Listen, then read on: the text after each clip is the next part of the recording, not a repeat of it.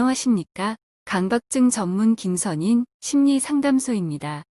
이번 방송은 과정점검 유형을 겪었던 완치자분이 쓴 수필 소개입니다.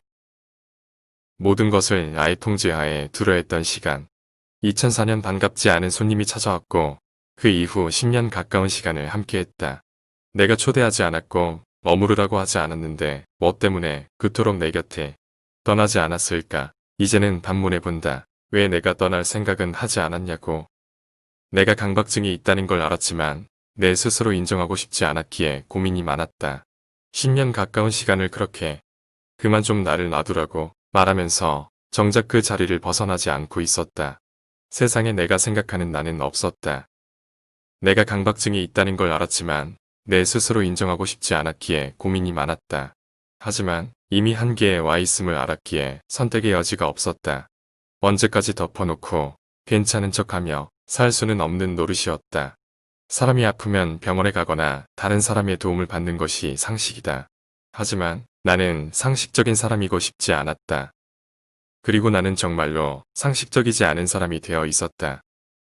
2014년 2월 24일 첫 상담을 마쳤다. 이제 다른 사람에게 뿐만 아니라 나 스스로도 내가 환자라는 사실을 인정하는 사건이었다. 분노했다. 왜 하필 내가 이런 쓰레기 같은 병에 걸린 걸까? 좌절했다. 평생을 이렇게 살아야 한다면 살고 싶지 않다. 이유를 물었다. 이 병이 내 인생에 무슨 의미인가? 내가 뭘 그리 잘못했던가? 상담이 진행되면서 내가 변해야만 한다는 걸 깨달았다. 강박증이 아니더라도 모든 사람이 다 자기의 무거운 짐을 안고 살아가고 있었다. 아파 보니 겉으로는 멀쩡한 듯 보이지만 사실은 그렇지 않은 사람들이 보이기 시작했다. 나라고 특별한 사람은 아니었다. 그리고 나보다 힘들게 사는 사람들이 보이기 시작했다. 투병 중에 가까운 지인 한 분은 암 진단을 받으셨고 한 분은 심장 판막증 진단을 받으셨다. 한 분은 아직 투병 중이시고 한 분은 돌아가셨다. 그나마 강박증은 희망이 있는 병이었다. 결과까지 내가 확보할 수는 없었지만 투병의 과정 중 주도권은 항상 나에게 있었다. 최종 결론도 내가 내릴 수 있었고 매 순간의 선택도 불가항력적인 것은 아니었다. 세상에는 알 수 없는 일이 참 많이 있었다. 앞서 언급한 두 분은 더더욱 그랬다.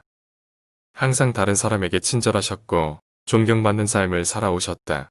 원인과 결과로 설명할 수 없는 일들이 너무나 많았다. 그래도 많은 사람들은 그것을 받아들이고 살고 있었다. 나는 내 자신도 이해하지 못하면서 모든 걸 설명하고 싶어 했다. 세상에 내가 생각하는 완벽한 행복은 없었다. 건너지 말아야 할 강을 건넌 느낌이다. 돌아가고 싶지만 돌아가는 방법을 모르겠다. 무시하자, 무시하자, 가만히 있자, 가만히 있자. 하지만 공허하다. 마치 떠나야만 하는 연인의 두 팔을 굳게 붙들고서 한 발짝도 움직이지 못한 채 떠날 거야, 떠날 거야 외치는 기분이다. 우연이었을까? 단 하루라도 좋으니 그냥 나에게 주어진 시간을 즐겨보고 싶다는 생각을 했다. 증상에 하루 종일 시달리면서 즐긴다는 게 말이 되지 않는다고 생각했지만 그냥 연기라도 좋으니 하루라도 그렇게 살아보자는 생각이었다. 주말에 식구들을 데리고 밖으로 나갔다. 내가 하고 싶은 것, 그리고 식구들이 하고 싶다는 것은 다 했다. 어차피 나에겐 내일을 생각할 여력이 없었다. 그리고 정말 즐거운 하루를 보냈다. 그날 역시 증상에 하루 종일 시달렸다. 다른 날과 다른 점이 있다면 내가 하고 싶은 것, 그리고 식구들이 하고 싶다는 것을 내가 다 들어줬다는 것 뿐이다. 그리고 그날 이후로 생각했다. 살아있는 한 비록 즐겁고 유쾌하지 않더라도 강박증과 별개로 나는 내가 하고 싶은 것들을 할 수 있다는 것을. 그 이후 생활이 조금씩 변하기 시작했다. 증상과 상관없이 나에게 주어진 현실을 살아갈 수 있었다. 비록 강박증이 없었을 때만큼의 자유는 없었지만 가끔씩 증상으로부터 자유로운 시간을 경험했고 그런 시간들이 조금씩 늘어났다.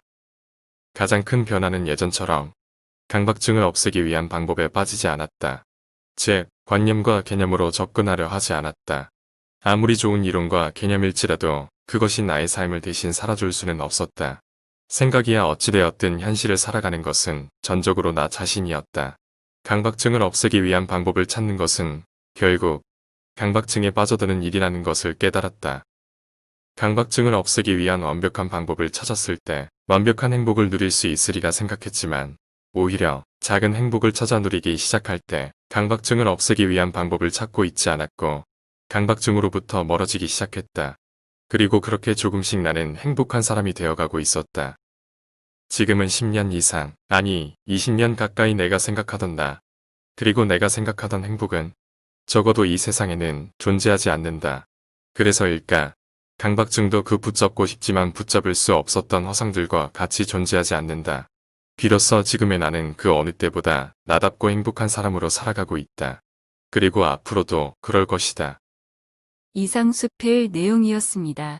완치자분은 이미 투병할 당시 주변 분들이 힘든 삶 속에서도 피해 감수를 하며 살아가고 있다는 것을 깨달은 점이 완치에 이르는데 매우 중요하고 바른 마인드였습니다.